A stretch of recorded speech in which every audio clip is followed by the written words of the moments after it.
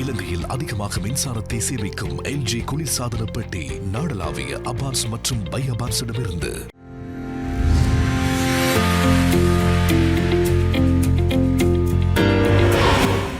Don தொலைக்காட்சி நேயர்களுக்கு என்னுடைய அன்பு கலந்த வணக்கங்கள்.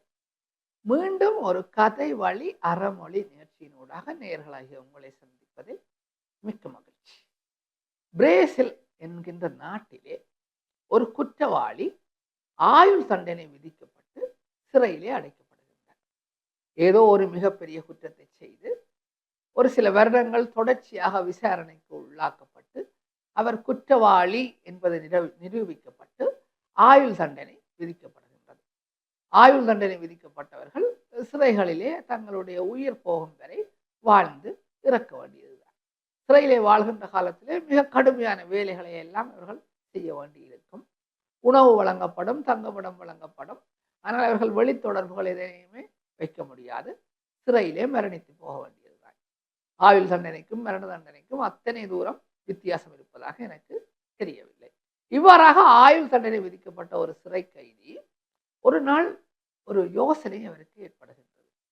இந்த சிறையிலே நான் என்னுடைய ஆயுள் நிறுத்தப்படும் வரை, நான் இறந்து போகும் வரை வாழ்வதை காட்டிலும் இந்த சிறையிலிருந்து தப்பிச் செல்வதற்கு முயற்சி செய்ய வேண்டும் என்று ஒரு எண்ணம் ஏற்படுகின்றது. இந்த எண்ணம் சரியா தவறா என்பதை தாண்டி அந்த கைதி யோசிக்கின்றார், நான் இந்த சிறையிலே மடிவதை பார்க்கிலும் தப்பிச் செல்வது நல்லது என்று சொல்லி யோசிக்கின்றார்.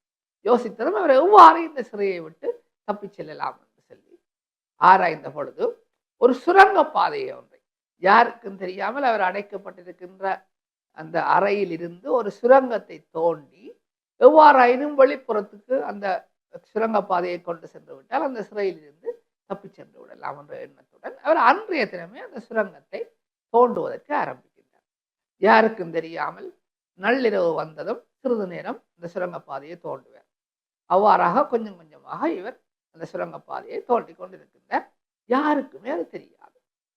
ஒரு நாள் 2 நாள் இல்லை, கிட்டத்தட்ட 5 வருடங்கள் தொடர்ச்சியாக முயற்சி செய்து அவர் ஒரு சுரங்க பாதையை அமைக்கின்றார்.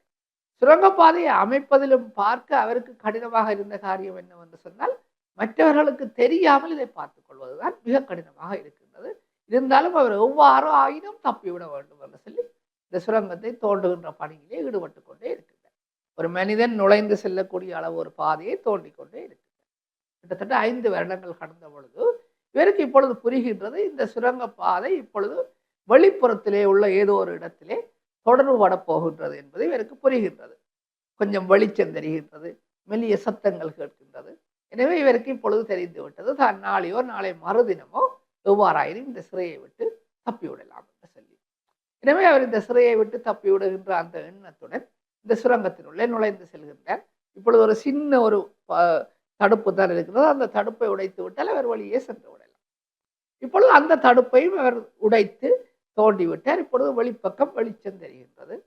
ஒருவாறாக 5 வருட முயற்சியின் பயனாக நான் இந்த சிறையை விட்டு தப்ப போகின்றேன் என்ற எண்ணத்துடன் இவர் அந்த சுரங்க பாதையினூடாக அந்த வெளிப்புறத்துக்கு மிக கஷ்டப்பட்டு ஏறி செல்கின்றார். ஏறி சென்றதும் இவருக்கு மிக ஆச்சரியமாக இருக்கின்றது. அங்கே 4-5 மனிதர்கள் இருக்கிறார்கள். 4-5 மனிதர்கள் என்று சொன்னால், இவர் தோண்டிய இந்த சுரங்கப்பாதை ஏதோ ஒரு அறையிலே போய் முடிந்திருக்கின்றது. இவர் எதிர்பார்த்தது ஒரு வெளிப்புறத்திலே முடிவடையும் என்று ஏதோ ஒரு அறையிலே போய் இந்த சுரங்கப்பாதை முடிந்திருக்கின்றது. இவர் அந்த பாதையினூடாக அந்த அறையினுள் பிரவேசித்த போது அங்கே 4-5 மனிதர்கள் இருக்கிறார்கள் என்று நான் குறிப்பிட்டிருந்தேன். 4-5 மனிதர்கள் அல்ல, அந்த சிறையிலே பணியாற்றுகின்ற காவலர்கள் ஓய்வு எடுக்கின்ற அறையிலே தான் இவரது சுரங்கப்பாதை முடிந்திருக்கின்றது. உடனேயே அந்த காவலர்களால் இவர் கைது செய்யப்பட்டு மீண்டும் சிறையில் அடைக்கப்படுகின்றார். அவரது முயற்சிகள் அனைத்தும் வீணாக போகின்றன. நேயர்களே, இந்த கதையும் இந்த பாடமும் உங்களுக்கு பிடித்திருக்கும், புரிந்திருக்கும் என்றே நம்புகின்றேன். சில வேளைகளிலே நாங்கள் செய்கின்ற முயற்சிகள் எந்தவித பயனும் இல்லாமல் வீணாக போய்விடுவதும் உண்டு. ஆக நாங்கள் முயற்சி செய்வதை நிறுத்த வேண்டும் என்று நான் சொல்ல வருவதில்லை. நாங்கள் முயற்சி செய்கின்ற பொழுது அந்த முயற்சி வெற்றி அடையுமா என்பதை சரியாக பகுப்பாய்வு செய்து பார்த்த பின்னரே நாங்கள் அந்த முயற்சியில் இறங்க வேண்டும் என்கின்ற பாடத்தையே இந்த கதையினூடாக நான் புரிந்து கொண்டேன். மீண்டும் ஒரு கதை வழி அறமொழி நிகழ்ச்சியினூடாக நேயர்களாகிய உங்களை சந்திக்கும் வரை உங்களிடமிருந்து விடைபெற்றுக் கொள்கின்றேன். நன்றி.